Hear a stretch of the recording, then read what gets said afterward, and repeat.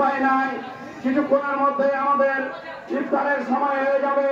তাই আমি একটি কথাই বলতে চাই, বাংলাদেশ জাতীয়তাবাদী দল আমরা প্রেসিডেন্ট জিয়াউর রহমানের আদর্শের সৈনিক। আমরা একটা জিনিস বলতে চাই, আমরা যে যার সাথে থাকি, আমাদের মূল উদ্দেশ্য হলো ধানের শীষের বিজয়।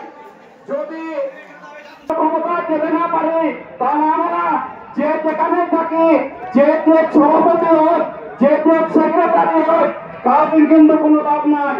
তাই আমি উদাত্তভাবে আপনাদের সকলের স্নেহের ভাই হিসাবে সকলকে আহ্বান জানাবো, আগামী দিনে আমাদের যে জাতীয় নির্বাচন আসবে, এই জাতীয় নির্বাচনে সকলে ঐক্যমতের ভিত্তিতে এই জাতীয় নির্বাচনে যিনি ধানের শীষে প্রার্থী হিসাবে আসবেন তাকে বিপুল ভোটে জয়যুক্ত করবো।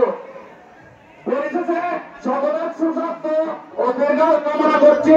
বাংলাদেশ জিন্দাবাদ, বাংলাদেশ জাতীয়তাবাদী দল জিন্দাবাদ, শহীদ প্রেসিডেন্ট খালেদা জিয়া জিন্দাবাদ, তারেক রহমান জিন্দাবাদ, শহীদ প্রেসিডেন্ট